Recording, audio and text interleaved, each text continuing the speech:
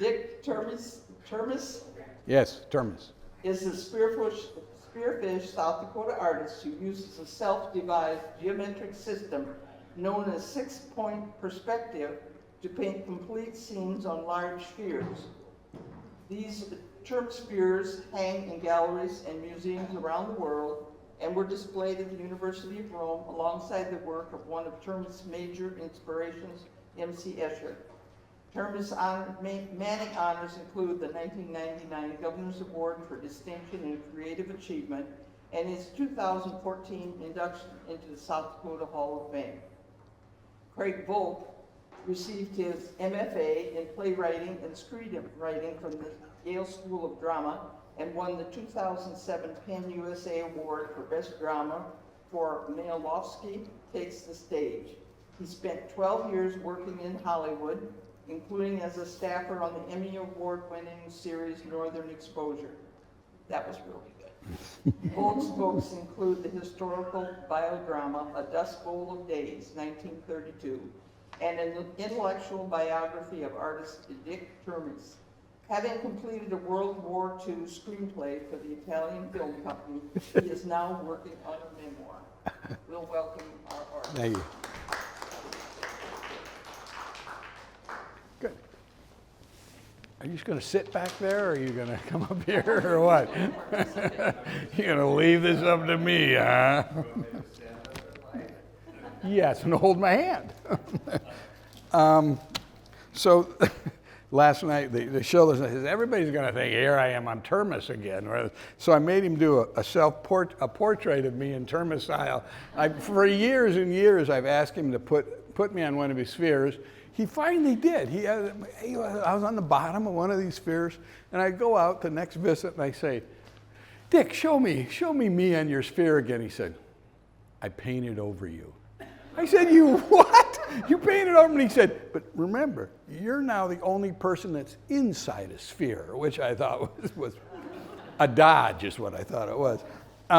So we've known each other, and this is also my Tesla shirt. I was in Rotterdam, and I saw this shirt, and I wore it in honor of Dick. He'll talk about tessellations later. It's an ancient Persian tessellation. Repeats. We've known each other a long, long time. We started with the South Dakota Arts Council and the very original, it was called the Sharing Company then. This was over 50 years ago. And for various crossings we've been together, I've always felt that I wanted to do a book on him. In fact, the way they describe the book, I think, is a good way to use it and to introduce it. With this book, author Craig Volk offers the first intellectual biography of Dick Termes and his art. Now, I got to tell you, Dick and I chuckle over the word intellectual all the time. I mean, now that we and I finally got intellectual status is pretty amazing, we think. And it's focusing on the development of his Termespheres. An introduction by art critic Bill Fleming places Termes in the canon of Western art, and exquisite photos of Termespheres, they're all through the book, by Bonnie Fleming capture the unique spherical surfaces that convey Termes' artistic angle on the gentle world we live in. Okay, that's their promotional thing. The title of the book is Dick Termes, Black Hills Artist and Visionary. You know, I don't use the word visionary very lightly. I mean, yet I truly believe if I ever met somebody in my long life that's a visionary, it would be Mr. Termes. And I thought of him, and I heard this quote by the famous American artist recently, Richard Sierra, who said, "We evaluate artists by how much they are able to rid themselves of convention to change history." That's also a visionary, and I truly believe that Dick has done that with his work for a long, long time. He stayed the course with his work. And what I'm going to do, because this is primarily a book thing, Dick is going to come up here and he's going to answer all kinds of questions. Mostly he's going to cover this. But I wanted to read to you just the prologue to the book, which is just about two and a half pages. And then I'll bring Dick up. Everyone who knows him knows this about him. He is a soft-spoken, affable man. He laughs easy and often. His fingers bow slightly inward from a lifetime of caressing his curved canvases. While pursuing his MFA, a professor queried him as to what he wanted to do for the rest of his life. For Dick, always a good question, always worth a good answer. For Dick Termes, a devoted artist who has been exploring his signature art form for over 50 years, his answer is a trail of over 400 Termespheres, a testament to the dogged work ethic along a lifelong path. When explaining his work, he inevitably begins by noting that he is playing with or playing off one of his artistic predecessors or performing a creative experiment of his own fashioning. Whether the central dynamic is geometrical or psychological or philosophical or historical or political, Termes remains a man resolute in selecting his engaging, this is a quote from him, perfect point of artistic angle, while noting that his real pursuit is to portray, another quote, the gentle world we live in. An anecdote from his acceptance speech when he was inducted into the South Dakota Hall of Fame further demonstrates his worldview. Termes related how he conducted an experiment by cutting a large globe in half and filling one hemisphere with small balls, all the same size. He motorized this basin into a circular motion, and all the balls revolved. A short time later, he was surprised to discover that the gearing of the individual balls had stopped. His curiosity piqued. He stirred the contents, and again the balls began to spin. A short time later, they again went immobile. After some speculation, he added a single smaller sized ball, stirred, engaged the power, and their turning became perpetual. His conclusion, as noted in his speech, was the need for the oddball to set things in motion, much as a revolutionary artist stirs up society, is what I think he's done. Dick Termes is a revolutionary artist. The great Russian futurist Vladimir Mayakovsky championed that you must fight for the revolution inside yourself. Termes has fought that good fight, and his is truly a revolving revolt. He is a student and heir primarily to the design constructing of the systems theorist Buckminster Fuller and the visual cogitating of the printmaker M.C. Escher. Termes has lived his adult life housed in geodesic domes as a partial tribute to Fuller, and his body of work has prolifically expanded the ideational and fanciful investigations found in Escher. Escher's son, George, after visiting with Termes, expressed that it was as if he met the ghost of his father, and that his dad would have cherished this discussion regarding the next steps in his initial experiments. He further noted, Dick Termes is a contemporary artist who matches my father's quest in the capturing of the uncapturable, visual dimensions that are fascinating to ponder. Both Escher and Termes share a rapt obsession with vanishing points and optical illusions. However, Termes is much less mathematical and much more experimental with color than his predecessor. Moreover, not being bound to the flat canvas, Termes' spherical explorations have allowed for an expansive extension of the spatial contemplation found in Escher's work. Bruno Ernst, the leading expert on M.C. Escher, enthusiastically recognized, when I was sent information about Termes' work, I was already stupefied. I have never realized that painting on an actual sphere would give an entirely new visual experience hereto unknown to me. Termes' vanishing points do not actually vanish. Roving over the spherical dimension, they double back to generate a duality of continuum. As for his optical illusions, they stun and reverberate. His traveling circumferences result in lines that each stretch out into a halving of every sphere he draws on. This is the terrain of Albert Einstein's curved space. Einstein said if you could see far enough, you would be able to encounter the back of your own head.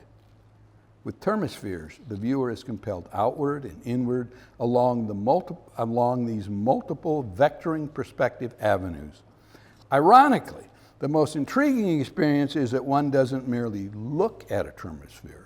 Instead, the holder looks out from them, seeing the world via a vibrant and immediate shared immediacy. Termis's nutshell summary of his artistic approach reveals that perspective. This is the nutshell. A termesphere painting is an optical illusion, an inside-out view of the total physical world around you on the outside surface of a hanging, rotating sphere. Termis captures the up and down, the all-around visual world from one revolving point in space. Most of the time, these spheres are painted on the outside, so it takes a 6-point perspective system to keep all this environment around you organized. Complex, yet organized space.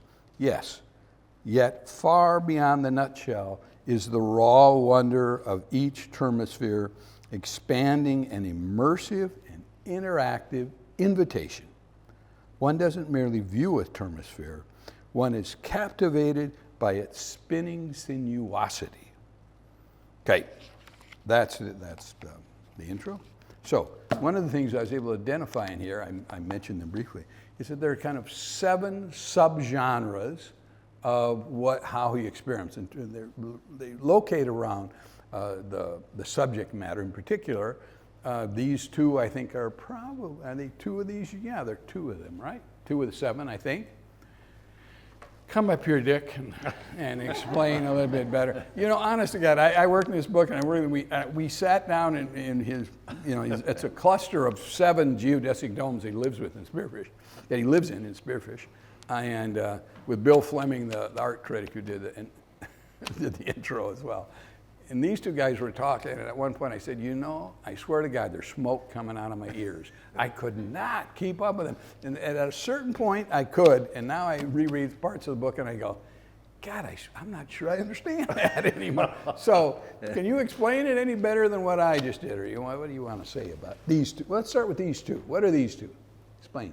Well, let me start with something else. Okay. It'll fit right back to this, though. All right, good. Okay, so I want you first to imagine you have a transparent ball on your head, okay?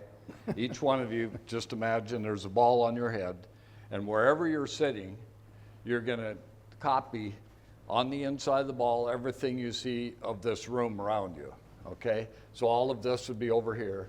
The ceiling would be up here. Floor would be down below you, and you just copy everything you see, okay? And once you copy it, you paint it, or however you want to do it, you take it off your head and you look at it, and that's what you see like this. So that's what 6-point perspective. Now let's just think about the 6-point perspective, though, because where are these 6 points that he is so hung up on? Well, I can tell you where if I were in a sphere and I were standing, say, up here, I could tell you where the 6 vanishing points, like if the Renaissance guys discovered 1-point perspective, and what they did was they were interested in capturing this flat place over here. And so they noticed that these lines that are parallel to each other go to a vanishing point in the center of that wall, okay? So where is that point at? All you have to know is where your eye is located, and the closest point that your eye is to that wall is the vanishing point. If I move over here, the vanishing point moves with me. If I get right up against the wall, the vanishing point is here. It really distorts this wall when you do that, when you shift around. But that's where you're located is how that works. I just finished a painting that I have the 6 vanishing points in it. But I went back to the Renaissance guys and found 6 artists that discovered perspective, 1-point perspective. Brunelleschi, there's a Francisca, there's a whole bunch of them that all of a sudden it just it just became aware to a whole bunch of artists that one point perspective was how you organize space to make it, your space have depth in it. And so I picked up their paintings and put them, I did the paintings on each of the 6 sides of building, a room just like this. So it actually has a painting over there on that wall, has a painting over on this wall, has a painting on the floor right below you, and one on the ceiling, and all 6 sides. And I exaggerated their points. And so if you know your art history, you can actually identify who these guys are. And so there's an exaggerated point, and they're using a 1-point perspective, and this guy is. But what I did was created the room to put them in, so their vanishing point's right on my vanishing point, and then mine just flows out from them, and it's and creates the room that they're actually hanging in. And I don't know if anybody will notice it, you know, that their point is my point. But I used all 6 of them and created a room to put them all 6 of them in, and it all fits together. So I was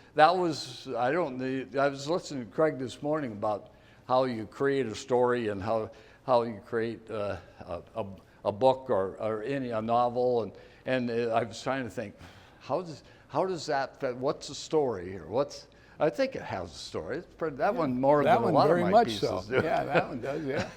But I was trying to tie in with writers, how they have to think about how they write and how my paintings actually happen. Because a lot of them just happen, and then later I go, I wonder what I said. And then I figure it out after like 2 or 3 weeks of looking at it. I go, oh, I think that's what it means. You know, so I got to go, I don't think that's following the rules very well sometimes. That part isn't, no. But I think we all have our way to come up with ideas. A lot of my ideas have to do with my thinking about total visual space, because if there's anything unique that I've done, it's the idea of taking a flat picture and like, for instance, this picture here. Okay, what happens now? What happens here? What happens when you continue that and this up over the top and complete the whole picture, complete the scene? Because we live in world, we don't live in a flat space like this. We live in environments, don't we, all the time? And that's what I thought when I first hit on this idea, well, actually many years later, I thought, so what have you done here? Well, I've taken the frames away, and it just keeps going, and you complete environments around you. And like even an environment, just like I was talking about, if we each did that painting that I was talking about at the beginning, every one of them would be different. Because where you stand, you're seeing a different picture than anybody else. And a little bug flying up here would see a very different picture of what this whole world is about. So that's and I think I think it's a very important thing to start making people aware of complete environments rather than just, I don't think all artists should do what I do. You know, absolutely not. I think they're all finding things that they're finding exciting. But for me, I feel very happy about figuring out how to capture these complete worlds and have it organized very precisely. What I mean by organized is this is the Grace Cathedral in San Francisco. And every way you look at that, it'll read accurately. That's why and especially like a cathedral or a cubicle building, that's when my 6 points really work. 6 points don't work in Mother Nature very well. There's trees get smaller as they go off to infinity, but they go off to infinity in all directions. So there's jillions of points. But it's when man comes into the world and he tries to organize it, he likes the cube. And he likes to organize the cities by cubes. He likes to organize the rooms and buildings and all the stuff that goes in, the chairs and the tables, everything is cubical for us for some reason. And once you design a room, to be cubicle, you have to have cubicle tables or they don't fit in the room. You have to have a cubicle couch. You have to have cubicle stoves. You have to have, everything has to be designed to fit with the big concept of the cubicle room. So then once you do that, my 6 points fit in very well. You know, like when I first went to, this was last year, about winter time, we took a trip to San Francisco, actually Pacifica. My son lives in Pacifica, which is just like 15 minutes from this place, and right on the ocean, which is really appealing. And so I took 15 days, went in and took this ball and sketched the drawing of the cathedral. What I do is I start by putting 6 equidistant points on the sphere, and then I look at the room where I wander around trying to find the best spot to show the most of the cathedral that I can. And then I cheat too on this a little bit, because there's certain things that I like way over there and certain things I like over there that I pull it in and make it, you know, so I make it more the cathedral than the cathedral is. It's kind of, I think in writing you do this too. I think you plush up the good stuff and make it more of an emphasis and lessen the other things that aren't quite so cool. And so I do that too. I pick out the windows that I think are the coolest, make sure they're in, because people don't know the Grace Cathedral as well as I do now. I mean, after you do a painting of it, I feel like I built it, you know? Yeah. I mean, because you have to know how everything fits together. It all, and you know what's interesting about 6-point perspective, if I were to draw just that little part right there, I dictate the whole piece. The whole piece is dictated with one little piece that I do. If I do one little corner, like that corner of this room, it dictates everything. It's because it's showing what, in order for that to look a certain way, you have to be in a certain place. And if I move here, that corner is going to look different when you put it in perspective. Just that little corner is dictating the whole sphere every time. So that's what I think why the math people like my work, because they love the idea that there's a system to the visual world. And when perspective came in and they organized it, and now I have to admit that 1-point perspective is not right. You know, I have to go back and tell Brunelleschi, who discovered perspective, that unless he does it like I did it and picks out one little point on mine and see how the lines actually go curving out like that, it's not accurate, because I know this is accurate because everything fits perfect all the time. And so it's interesting when you, after you've studied, I've studied 7 years of college, an MFA and a master's and a bachelor's and stuff, and studied all kinds of other artists, other students' work, other artists' work. It's interesting when you finally feel like you hit on something, and some of those guys were not right. And you have to admit that Brunelleschi is not right. He's the guy that built the Duomo. I don't know if you know, and if you go to Florence, you see that big dome in Florence? He was a jewelry maker, and he went to the city council, and they wanted somebody to put that dome up, and nobody knew how to do it at that time. And he said, I know how to do it. And he said, you're a jewelry guy. You don't know how to do this stuff. He says, I've got it all figured out. They said, well, how would you do it? He said, well, I can't tell you, or anybody could do it. And finally, somehow he convinced them to let him do it. Well, what his concept was to put big chain links, a big chain around the dome as it goes up, and another one in the next row up, so it couldn't pull out. If a dome can't pull out, it can't fall in. And that's what he realized, is that, and that was the first big dome that ever existed in the world. I mean, one that really was massive like that. So it was kind of interesting that it can come from a jewelry guy, you know, that, and a lot of jewelry people I know, I understand they're pretty sharp people. So anyway, that's what this one is. And this has a labyrinth pattern on the bottom there too. And I did move that. That's why I thought that was so cool. A labyrinth pattern, I kind of redesigned the Grace Cathedral to make sure that was right on the bottom. I wanted that to be the bottom point.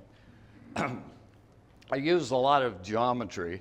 Obviously, just to find the 6 points on the sphere is geometry, right? But this recent piece I'm working on, I just want to explain it a little bit because it's, I saw a polyhedron that had a 3, 4, 5 polygons in it. It had a triangle, it had a square, and it had a pentagon that alternated, and all the pieces were the same length. All the edges were always the same length.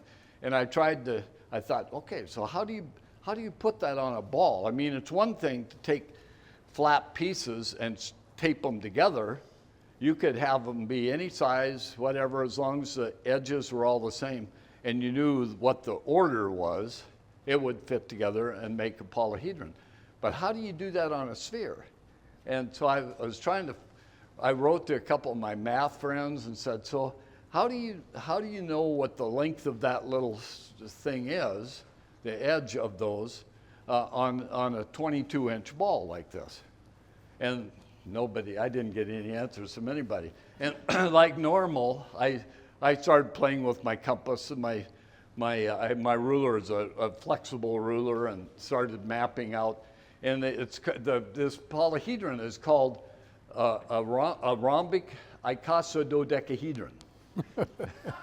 So, and I know my icosahedrons and dodecahedrons very well, so I thought, okay, it probably has something to do with those two. And when you put a dodecahedron, which is 12 pentagons on a ball, and I know how to do that, I have it come out of the icosahedron, which is 20 equilateral triangles that fit on a ball. I got that on the ball, and then I started looking at the overlapping of those two polyhedron, and I saw a cross, a nice 90-degree cross in there, and I counted the number of those. It was the right number for the cubes, or the squares. So I thought, okay, if I can put the right size square in there, and it comes out to where the squares actually end up touching corner to corner, then I've got what I need. So I just trial and errored until all of a sudden the points hit together. And so I can't, like if I had a math class, I wouldn't be able to tell them, or a geometry class, how I did it. It's sort of like, okay, the points are hitting, it's perfect. And everything was like within a 1/16 of an inch proper, right. So I got that down. Now I have to figure out, well, what am I going to do with it? And I'm doing a new piece. It's a Black Hills and Native Americans in Black Hills before the white guys actually arrived.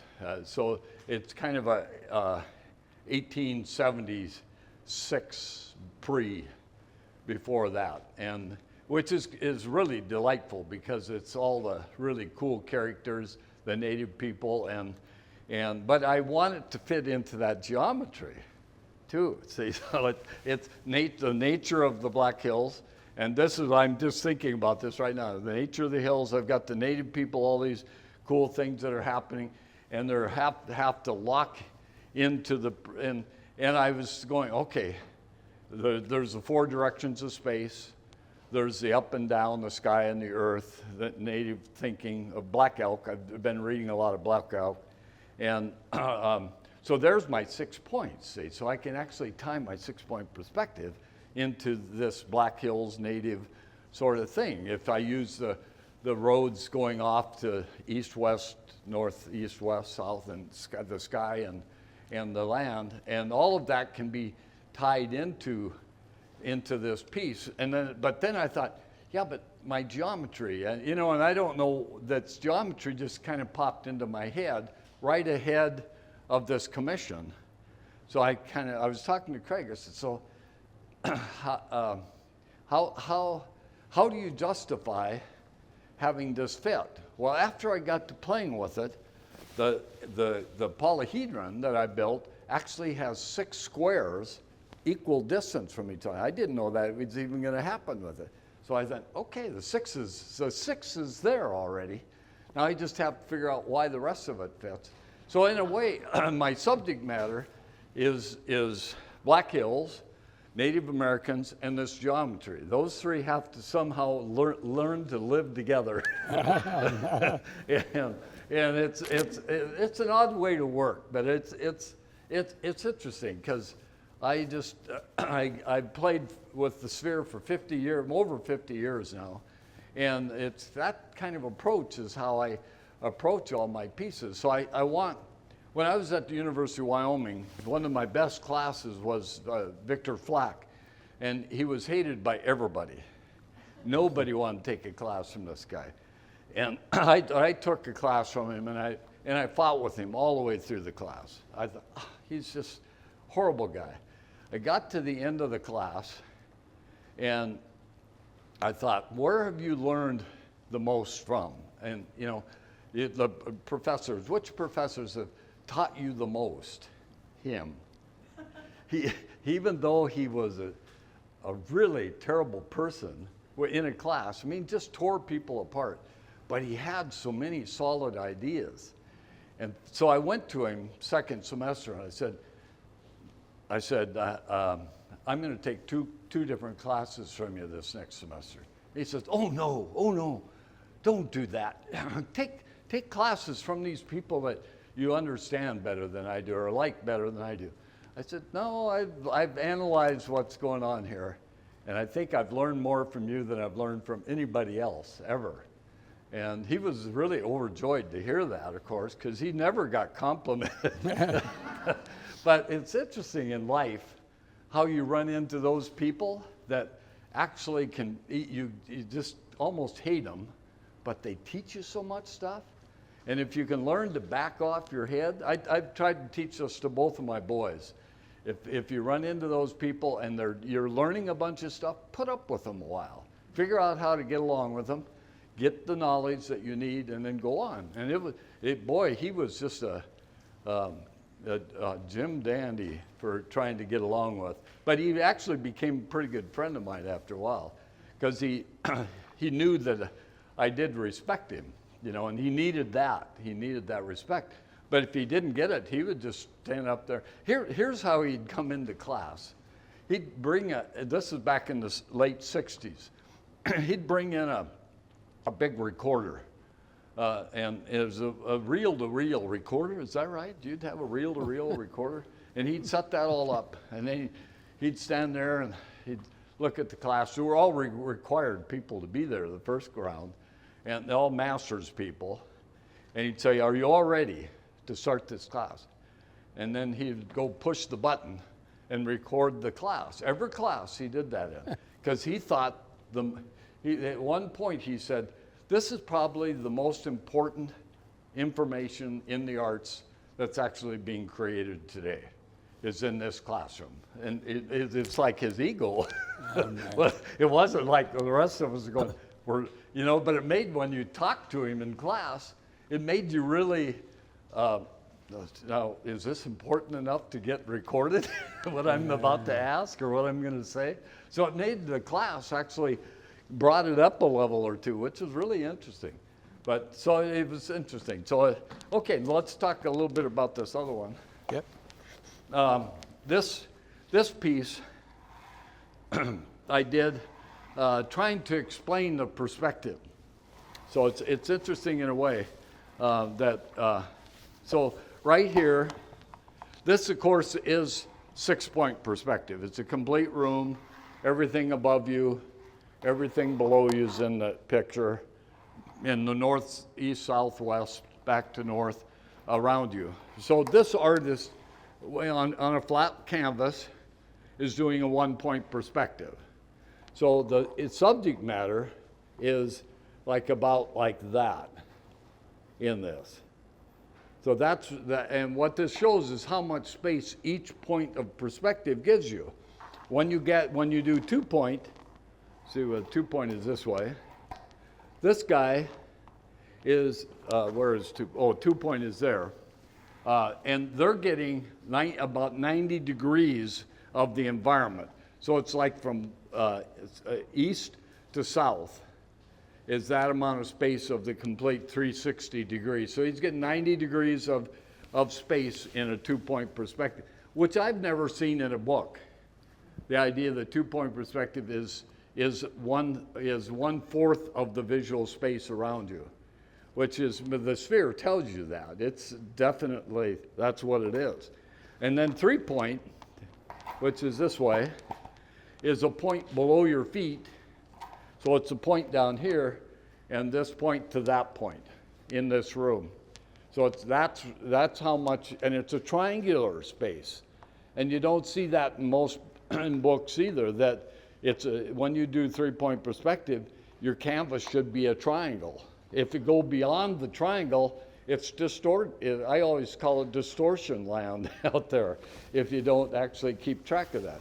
So that's what that person's doing. He's getting everything from below in a north to east direction in it. 4 point, there's 2 different 4 points. 4 point is like 2 3 points stuck together. So you get the point below your feet, and you get a point like that one and this one, and then a point above your head. So it goes like this. It would be one of the 4 point perspectives. And you can do that any way you want. I mean, any 4 points you gather together, you'll have a 4 point perspective. So when you're in here, the points, of course, are very obvious in the middle of the walls. The closest point between me and that wall is a point, that one, this one, down here, and so on. And so you pick any of those, you got a 4 point perspective. So it can be a lot of variation. Another 4 point is the panoramic. Your phones all do this, where you can do a panoramic and turn in a circle and it stitches it all together. Lay that out sometime and put a grid into it. It's exactly what the grid is that I'm using there. I was quite surprised when I actually took a panoramic. I did panoramics back in the days when you just stuck them together, pictures. But then if you actually analyze, draw the lines and continue it, you get a grid out of it that's a very precise grid, that you can actually take the grid and go backwards and get a really cool drawing in 4 point perspective. I call it continuous 4 point perspective. So that I discovered the grids by laying lines on these lines and seeing where they go to the vanishing points. Pretty soon you have which ties into the geometry math people. You have a system that the visual world actually has to play by. It's the rules of the visual world, you might say. 5 point is like a fisheye lens. That's this guy here. And it's like a circle with a distorted half of a visual world in it. But if you take your fisheye lens camera and you analyze the grid on a 5 point perspective, it actually is a grid that goes to the center, and then it's lines that curve across, that go across up to a circle around the edge, and then the reverse of that going to a circle on this edge and that edge. That's what a fisheye lens has been doing for years too, if you're into photography. And then the 6 point is this. So, and I just might explain that a little bit. So if you, because Craig explains that really well in the book, I think, where you have a 5 point like that. And then I actually was in a class at Wyoming. No, I was at, I must have been at Wyoming because that's where it all started. I went to Otis Art Institute in Los Angeles for 2 more years, so I was able to just play with this concept and see where it would take me. So I ended up with like 3 years of just really getting to study how the sphere worked, which is really what a plus for school. But what happened was I did this drawing at Wyoming, and it was a fisheye lens, basically, drawing of a room. And one of the kids told me, he said, boy, that really looks like a sphere, doesn't it? I thought, a sphere, Okay, so I'm getting 5-point perspective here. That point out there, and these lines are projecting back around me. If it was on a sphere, the back point would be where these lines, all of these lines would go to, would be right back behind me. And so I went and grabbed a little kid's ball at the store and started painting. I was an oil painter at the time. So it was kind of hard because I painted on it. It took 2 weeks before I could turn the dang ball over to find out how it would work on the other side. So, so anyway, I finally got that done, and I realized, hey, that's what I needed, that back point. But I had, in order to do that, just like both of these, I had to imagine I was inside the ball when I was doing it. So I was painting on the outside, but I was imagining I was on the inside. So in other words, this has to curve around me like this. And keep that in your head all the time. So as it curves around and you're turning in a circle, you see you go from north to east to south. And then the south line, the points, the lines that are going to the south should all run to the north. You're standing in the middle of a railroad track, okay? Here we are, railroad tracks going off to infinity back here. You're over in Belfouche. I did this in Belfouche. I took a video of it. So there's a vanishing point off to the distance there. But as you follow those parallel lines, turn around, they go off to a vanishing point behind you, okay? So, and then there's a road. I'm standing in the middle of a road too that crosses the railroad track. It goes off to infinity over here to a point. That big road gets bigger, parallel lines go off to a point back there. 4-point perspective already. Okay, where's the 6, 5 and 6? There's poles, there's telephone poles along the side over here. Telephone poles, look at the poles, they go right above your head, they go right below your feet. They project to those 2 points. That's 5 and 6 points. That's the simplicity of it. That's how simple it works. And so that's, if I can keep that order on the sphere and organize the painting to do that, it all just fits perfect. Yes? We're out of time. Okay.